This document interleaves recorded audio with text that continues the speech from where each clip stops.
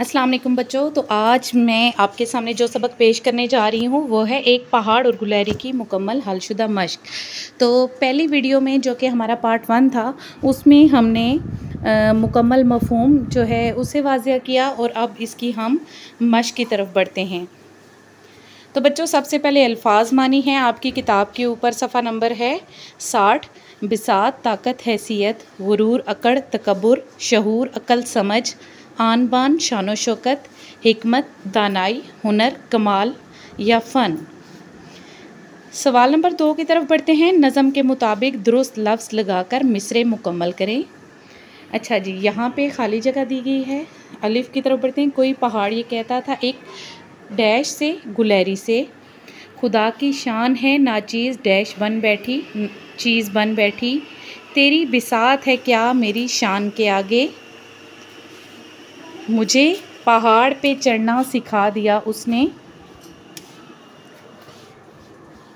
ये डैश ही ज़रा तोड़कर दिखा मुझको, छालिया ही ज़रा तोड़कर दिखा मुझको। सवाल नंबर 3 है। नज़म के मुताबिक दुरुस्त जवाब की निशानदेही करें। पहाड़ के लिए मौजू लफ्ज़ है मगरूर, दाना, लालची या कंजूस। तो पहला ऑप्शन ठीक है, मगरूर। गुलहरी के लिए मौजू लफ्ज़ है मुतकब्बर, लालची, लाचार या कंजूस। तो लाचार दुरुस्त ऑप्शन है। कुदरत के कारखाने से क्या मुराद है? पहाड़, मैदान, जंगल या दुनिया। तो दुनिया को आप टिक कर लें, वो दुरुस्त ऑप्शन है। दिए हुए सवालों के जवाब लिखें। पहाड़ ने गुलहरी के सामने अपनी बड़ाई किस तरह जाहिर की? पहाड़ ने गुलहरी के सामने अपनी बड़ाई इस तरह जाहिर की कि तुम छोटी सी हो और मुझे देखो कि मुझे अल्लाह ताला ने बुलंद व बाला होने की खूबी या सिफ़त अता की है और मेरे सामने ज़मीन भी पस्त है। गुलहरी ने पहाड़ को हिकमत की कौन सी बात बताई? गुलहरी ने पहाड़ को बताया कि अल्लाह ताला ने कोई भी चीज़ बेकार पैदा नहीं की है और अगर कोई बड़ा या छोटा है तो उसमें उसकी अपनी कोई मर्ज़ी या राय शामिल नहीं है, ये सब कुछ अल्लाह ताला की मर्ज़ी है। गुलहरी की कौन सी खूबी पहाड़ में नहीं है? गुलहरी का दरख्त पे चढ़ना और इधर उधर हरकत करना पहाड़ में ये खूबी नहीं है। इस नज़म के दोनों किरदारों में से आपको कौन सा किरदार पसंद आया और क्यों? इसका जवाब आप लोग ख़ुद लिखेंगे अपने अल्फाज में। और इस नज़म से आपने क्या सबक सीखा, ये दोनों सवालात के जवाबात आप लोगों ने ख़ुद लिखने हैं। अच्छा, नज़म में इखलाकी सबक दिया गया है। पहाड़ ताकतवर होता है, गुलहरी अक्लमंद होती है, कोई चीज़ बेकार पैदा नहीं की गई, या ये दुनिया बहुत बड़ी है। तो तीसरा ऑप्शन ठीक है, कोई चीज़ बेकार पैदा नहीं की गई।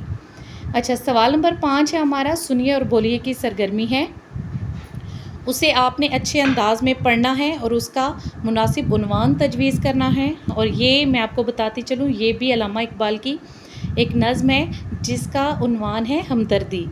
तो आपने इसे अच्छे अंदाज में पढ़ना है और फिर घर में किसी बड़े के साथ इसे बहस करनी है कि इसमें क्या कौन सा इखलाकी सबक आपको दिया गया है। ठीक है, आगे सवाल नंबर 6 है। फूल की पत्तियों से हिंसे चुनकर लफ्ज़ी गिनती के सामने लिखें। यहाँ पे आपको एक साइड पे फूल बना हुआ नज़र आ रहा होगा सफ़ा नंबर 61 के ऊपर, उसमें गिनती के मुख्तलिफ़ हरूफ आगे पीछे करके तरतीब शुदा नहीं हैं, वो आगे पीछे करके लिखे गए हैं। आपने इन्हें तरतीब से लिखना है, जैसे 61, 62, 63, 64, 65, 66, 67, 68, 69 और 70। ठीक है बच्चों। अच्छा, आगे ज़ुबान सीखे के तहत दर्ज झैल जुमले गौर से पढ़ें। आप क्या करते हैं? आपका स्कूल कहाँ है? इस घर में कौन रहता है? ऊपर दिए के तमाम जुमलों में अलामत इस्तिफ़हाम यानी सवालिया निशान या सवाल को नुमायाँ किया गया है। ये अलामत सवालिया जुमले के आखिर में लगाई जाती है। जिन जुमलों में कोई बात या सवाल पूछा जाए इन्हें इस्तिफ़हामिया जुमले कहते हैं और इनके आखिर में अलामत इस्तिफ़हाम लगाई जाती है। ठीक है, इस्तिफ़हामिया जुमले होते हैं सवालिया जुमले। अच्छा, यहाँ पे उन्होंने हमें दिए हैं सादा जुमले, हमने उन्हें इस्तिफ़हामिया यानी सवालिया जुमलों में तब्दील करना है। ये कलम आफ़िया का है, तो जब हम सवालिया जुमला बनाएंगे तो ये हो जाएगा, क्या ये कलम आफ़िया का है? हसन का बस्ता यहाँ है, तो सवालिया जुमला हो गया, हसन का बस्ता कहाँ है? जमीला असलम की बहन है, जमीला असलम की क्या लगती है, या क्या जमीला असलम की बहन है? लड़के पढ़ रहे हैं, लड़के क्या पढ़ रहे हैं, या लड़के क्या कर रहे हैं? ये दो हमारे पास सवालिया जुमले बन सकते हैं। सादिया स्कूल चली गई, इसका सवालिया जुमला बनेगा सादिया कहाँ गई है? अच्छा, उर्दू में जब किसी लफ्ज़ की हम वजाहत करते हैं ना, तो बाज़ औक़ात उस लफ्ज़ का मतलब कोसैन में लिख दिया जाता है। कोसैन ब्रैकेट को कहते हैं, ठीक है। आपको आपकी किताब के सफ़ा नंबर 62 पे नज़र आ रही होगी। ये ब्रैकेट इस तरह होती है, मसलन मैंने उसे रास्ता हमने ब्रैकेट में लिख दिया, बहुत समझाया। आप रोज़ाना कहाँ जाते हैं, शाम को, उन्होंने ब्रैकेट के अंदर लिख दिया, ठीक है। 3 ऐसे जुमले आपने लिखने हैं जिनमें कोसैन का इस्तेमाल हो, जैसे सर आतिफ़ ने पूरी मश्क हल करवा दी। सर आतिफ़ के आगे आप कोसैन में लिख देंगे ब्रैकेट में मैथ टीचर, ठीक है। Sir Atif bracket math teacher ने पूरी मश्क समझा दी, ठीक है। ब्रैकेट के अंदर मैथ टीचर आ जाएगा, जिससे हमें ये वाज़ह हो जाए कि वो मैथ टीचर हैं, ठीक है। आगे मुझे उर्दू शायरी लिख के ब्रैकेट में आप गज़ल लिख दें। गज़ल लिख के बहुत पसंद है मुझे बहार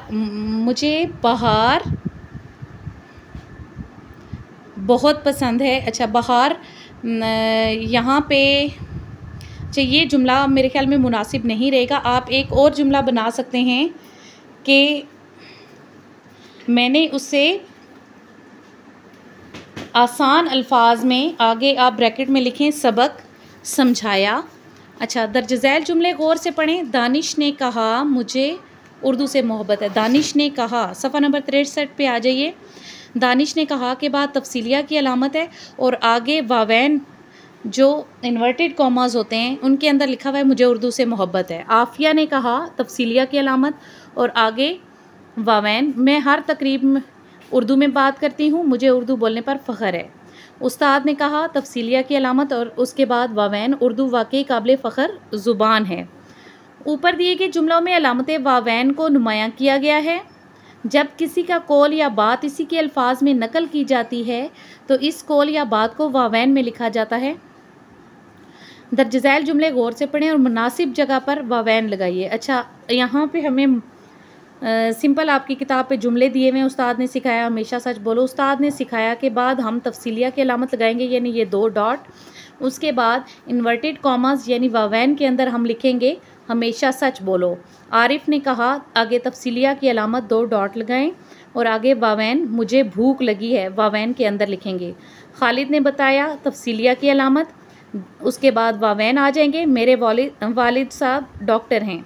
दादा जान ने बताया तफसीलिया की अलामत, हमें अपने वतन की हिफाजत करनी चाहिए, वावैन के अंदर लिखना है, ठीक है। समझिए और लिखिए। अल्लामा इकबाल की नज़म पहाड़ और गुलैरी कहानी की सूरत में लिखनी है आपने और इसका इखलाकी नतीजा भी अखज़ करना है, ठीक है। और दी गई नज़म के आखिरी शेर का मतलब भी तहरीर करें, वो मफ़हूम हमारा मुकम्मल तौर पे हो चुका है। तो बच्चों, पहाड़ और गुलैरी की जो आपको समझ आती है ना कहानी, उसे तरतीब दे के आप मुकम्मल करेंगे तो हमारा ये सबक यहाँ पे मुकम्मल होता है। तो उम्मीद है आपको समझ आ गई होगी और ये मश्क आपके लिए आसान हो गई होगी, ठीक है। आइंदा आपको अगर मेरी वीडियोस चाहिए अपने किसी सबक के हवाले से या ग्रामर के किसी काम के हवाले से, तो आप मेरे चैनल को सब्सक्राइब कर लें और अगर आपको वीडियो पसंद आई है तो इसे लाइक कर लें।